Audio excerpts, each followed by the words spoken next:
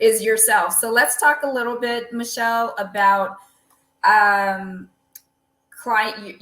product use and all of that. I know we just touched on it, Yes. but as someone who's educated yourself so thoroughly on hair care and maintenance, which I know because I get all the questions and I'm like, shoot, I got to make sure I can answer some of these questions. Shoot, I feel like I need to go back to school.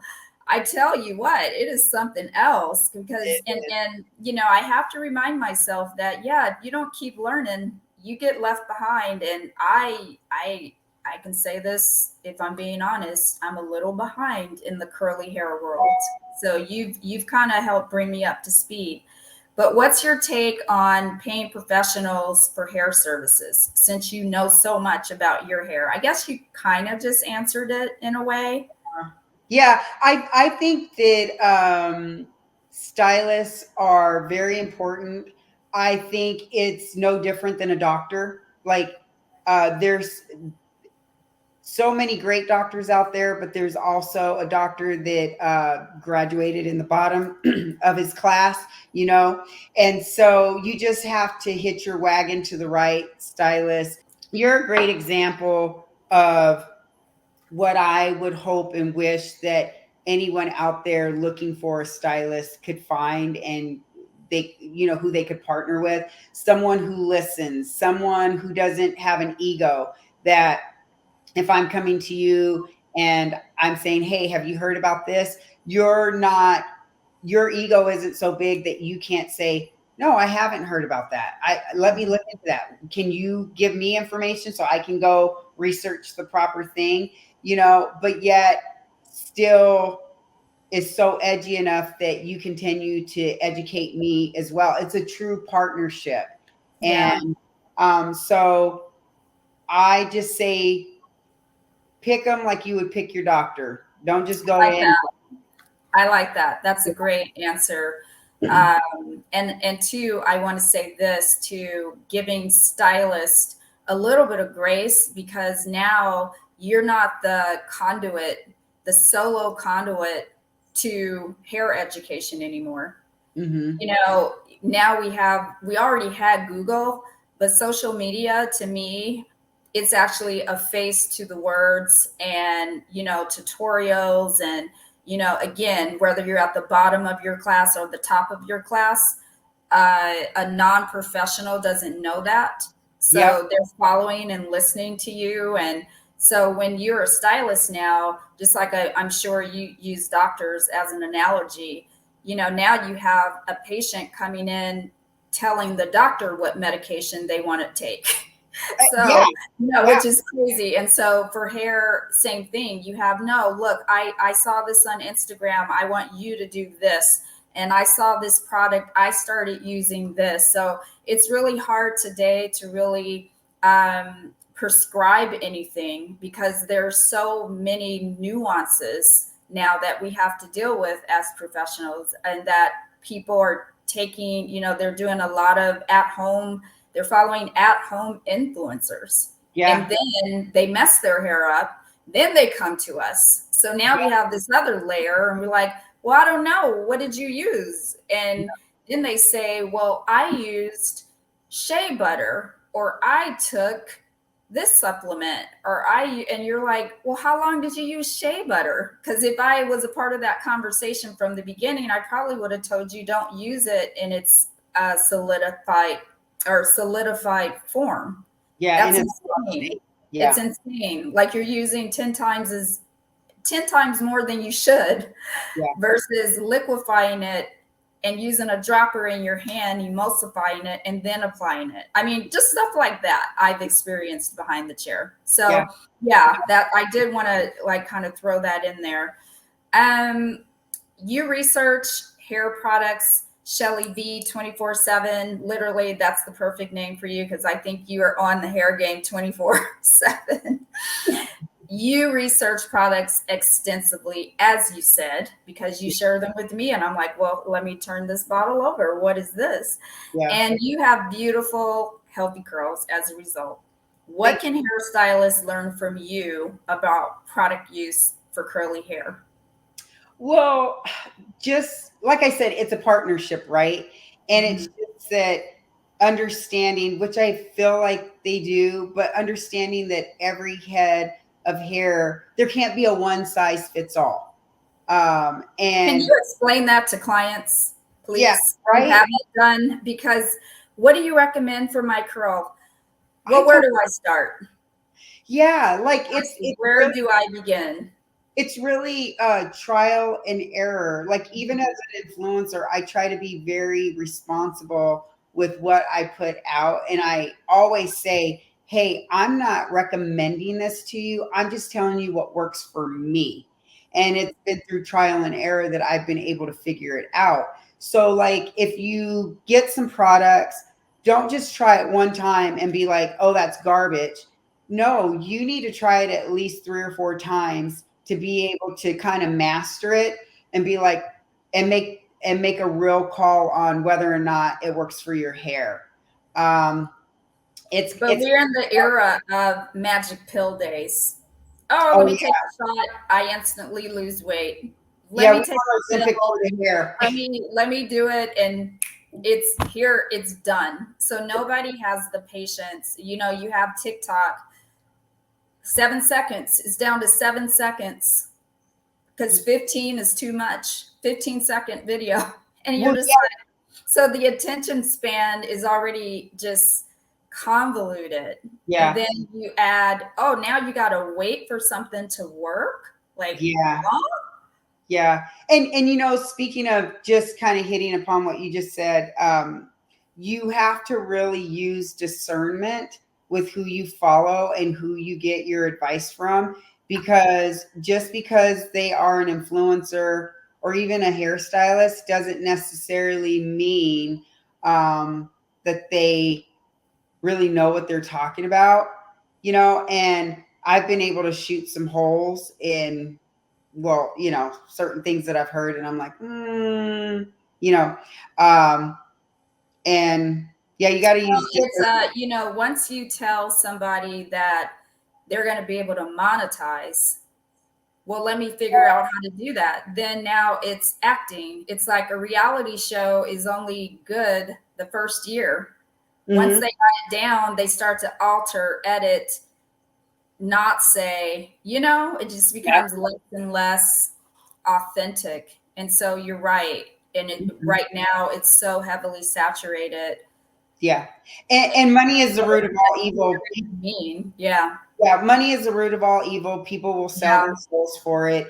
They will tell you something is the best thing since sliced bread when they will never put it on their hair again, all because they got a paid, sponsorship from a brand or what have you. And And branding is what we're going to get into next, mhm. which is perfect timing. But before we leave this topic, what are the most common misconceptions that you've come across with natural curls? Like, Yes. So there are so many rules in the natural hair community until it's not even funny. And so I'm really trying to use my platform to break down all of those rules.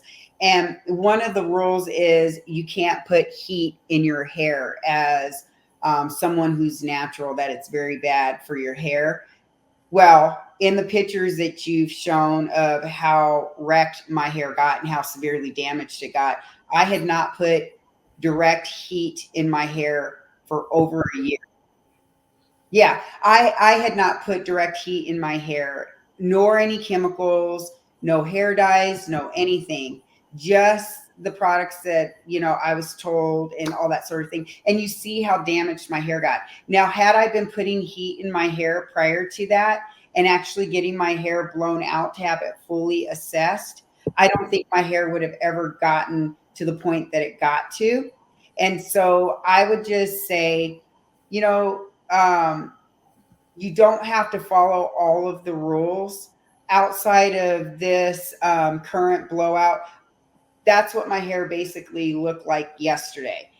My curls are thriving, they look beautiful, they're healthy, and I use heat. you know um, I would also say if you're someone who knows about the no oils and butters method, that not to be afraid to use products that are rich in oils and butters. What I now understand and know is that you can use anything in your hair, like even the shea butter. I don't use shea butter in my hair, but you could legit use that in your hair as long as you properly cleanse your hair. Now, you may have to clarify the crap out of it, which wouldn't be the greatest thing, but as long as you properly cleanse your hair routinely, um like you know that You're golden. you have to have a clean scalp. It's like watering a plant. Your hair grows from your follicles, and if your follicles are compromised and not healthy, and they're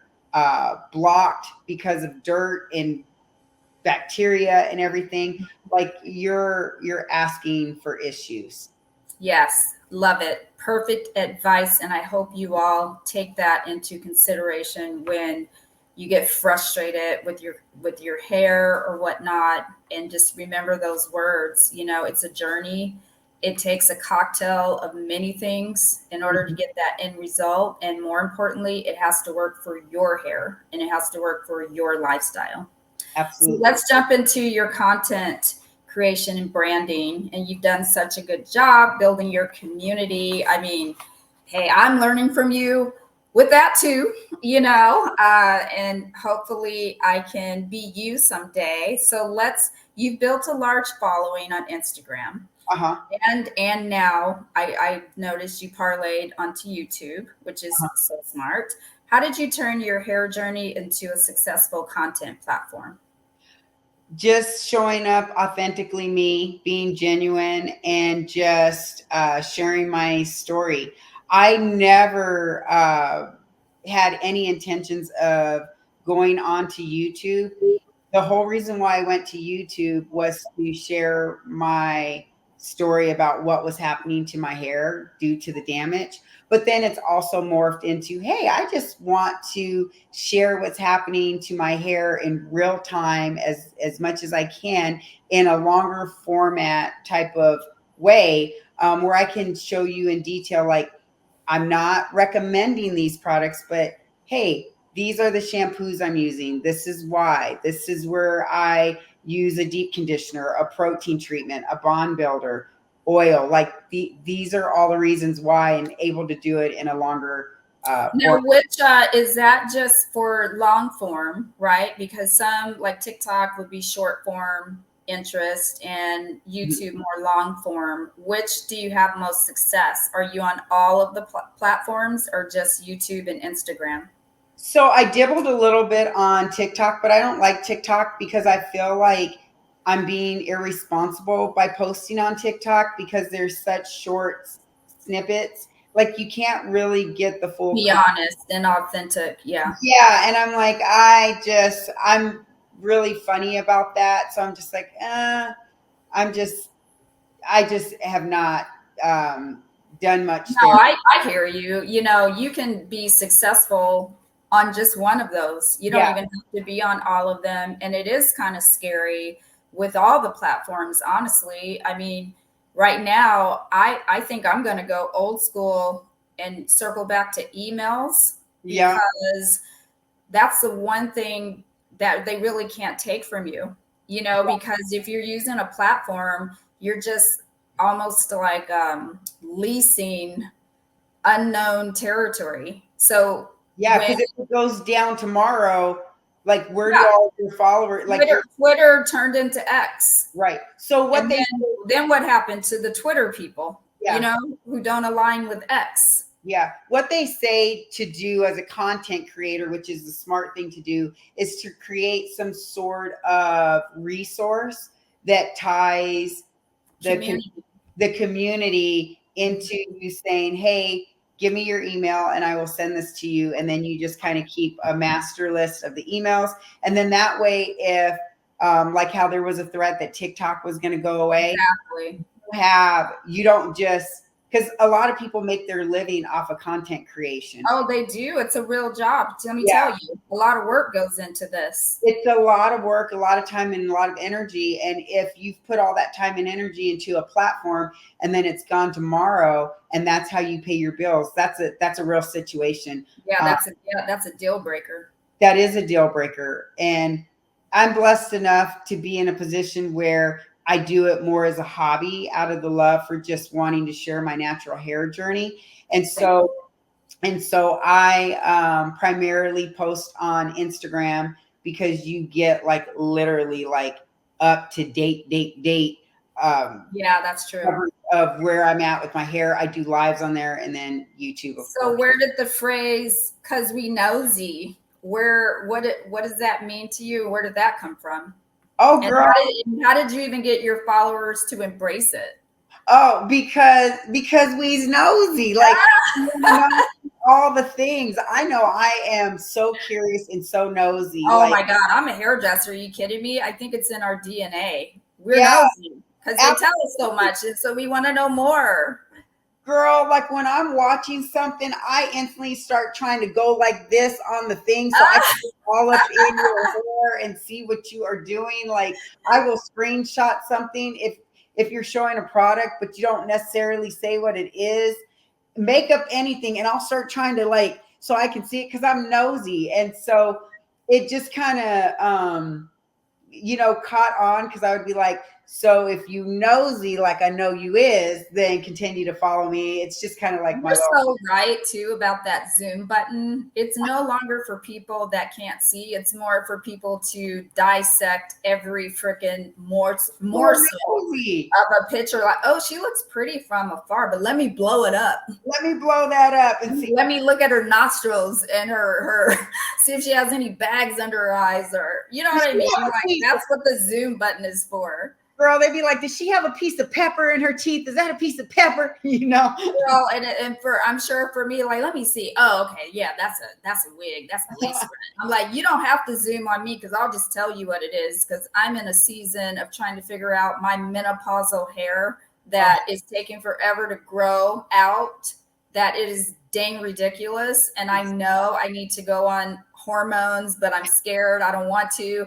That's a whole nother episode that we could talk about Yeah. over 50 hair, but I'll get there. Don't worry about me. I'm good. Over 50 hair is what kind of So how do you balance being a content creator with being a mom of four and a fiance and all of your beautiful girl? Like show them to let them hear it in the back, girl. Put that up to the screen. Bring it. Woo! I mean, where are my sunglasses, girl? That thing is amazing. It was a long So time. how do you balance? Because I know you travel, your lifestyle is beautiful.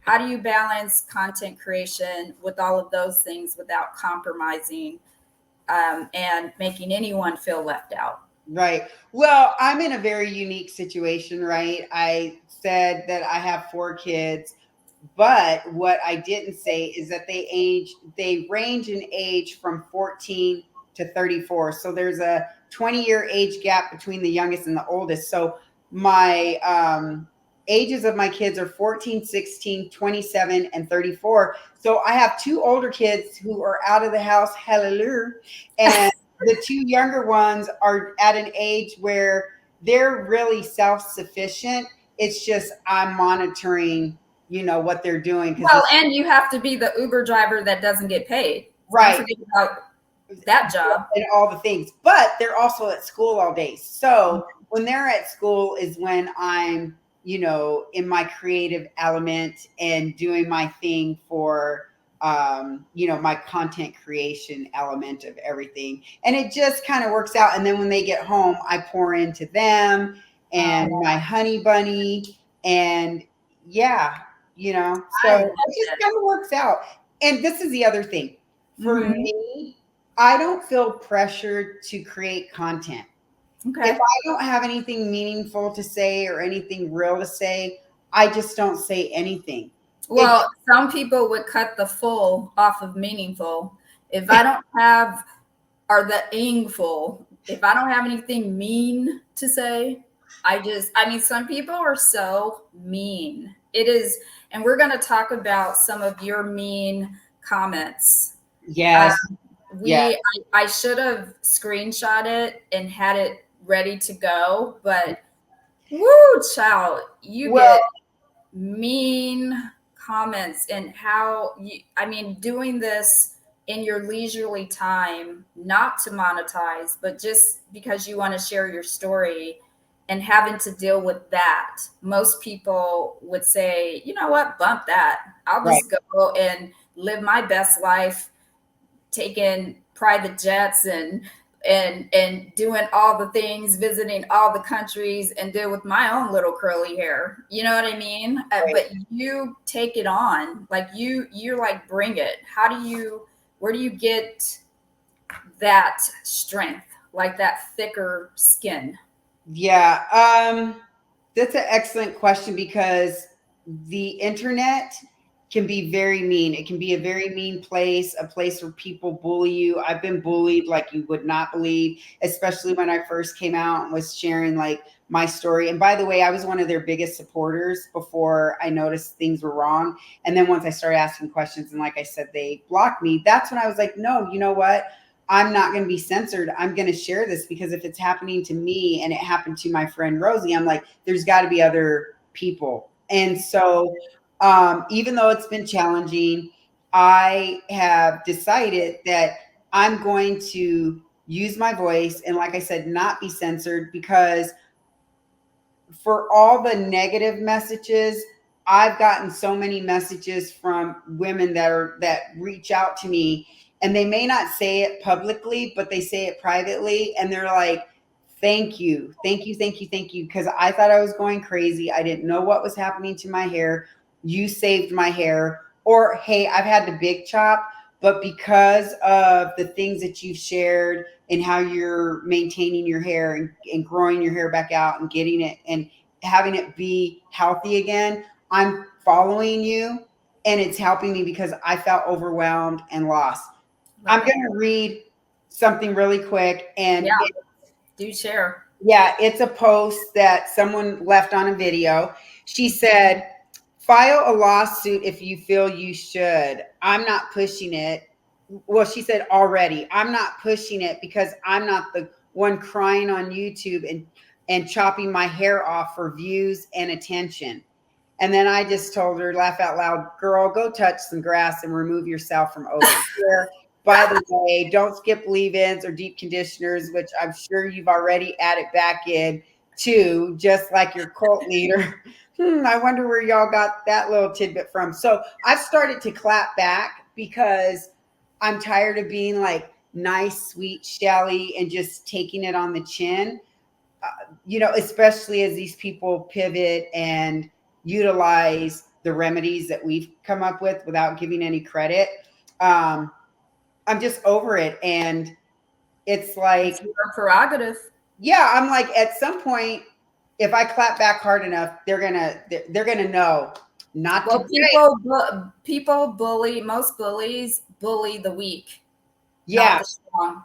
yeah. Well, now that I've started to clap back like that, like telling people go touch some grass, like go get a life, go get some outside vitamin D and touch some grass. Well, and I always say to people that where your default is mean comment, it's like, because I always go in and respond to mean comments on other content creators platforms that I follow, because I'm like, you could so easily, it would have taken you less time to hit the unfollow button and go on about your day. So why does this feel good to you? Yeah, I'm like, why are You you are so opening? frustrated that Shelly V is sharing her story in a in detailed manner that is unappealing to you. Yeah, Guess what? Unfollow, click out of it, because there's like over 1 million more people that you could follow. I yeah, mean, it's this the most ridiculous display of behavior, and anyone wanting to represent themselves that way publicly and they're not embarrassed, that's where I get confused. I'm like, I would be Even if I think it, sometimes I even typed it, but you don't hit send. Yeah, I just don't get it. I don't get it. Like, it's as simple as unfollowing the person, not watching the content. Like, clearly you're curious because you done watched it, and thank you for the view. Like, I don't understand it. And um it's not like what I'm saying has not been validated, and I've brought Yeah, and some people, I think they come in out of context. They start your journey in the middle of your journey. Mhm. So if you're not someone, and that's not a tried and true person anyway, which is Yeah, why they don't matter at yeah, the end of the day, right? So what's your next, for you in terms of content creation and your brand? uh-huh. What new projects are you excited about? Or do you have anything else in the works, or is this it for you? So I'm someone, honestly, that I typically don't work with brands. I get a lot of emails asking me to collaborate, but I'm just at a point where, unless it's something that I really believe in and want to try, like your virtue, uh, that's something that I'm like, okay, I'm excited about that. But all the other goofy stuff, I'm like, I'm gonna pass. And plus, I don't want to be influenced. The influencer doesn't want to be influenced, or to feel like you have to say something's good because someone paid you. I'm like, no, I just, Yeah, we talk about that a lot. I've talked about that on the show with other guests about that branding, and you're literally branded, yes, and you got to follow the script because they're paying you to. yeah, and So I don't want to do that. there's always that. Yeah, So and what? Go ahead. Sorry. I was going to say I refuse to be like a walking commercial unless it's something that is so amazing and phenomenal. Then Yeah. I'm down. And so what is next for me is basically I want to grow my hair back out to waist length hair, and I feel Nice. like I'm well on my way now. And it'll just be my journey to show, like, hey, there's more than one way to skin a cat. And Yes. yeah, so that's what I'm most excited about. Oh my God, that's going to be amazing. And I will be there for the ride. And I'm super excited. Well, Shelly V, we have come to the end of our chat, which Oh, went so well. I had just so much fun. It's always nice to talk to you in person, on screen, wherever I can get time with you, I will take it. So I appreciate you carving out time for me in your busy day to come no, on to my new show. it's awesome. Thank you for having me. Thank you for giving me, allowing me to share my experience in the natural hair community and just what, has happened with my natural hair, so that maybe it may help someone else or even make a stylist more aware if they should hear these methods being promoted, you know, maybe. No, yeah, absolutely. I thought it was important to have you on because you illustrated so well that anyone can follow along, and, every step of the way, or every step that you took, that is. And so had to have you. It took a while to get you, but I got you finally. Like, woo! Thank you for watching part 2 of my interview with Shelly V. As always, like, comment, subscribe. Till next time. Bye.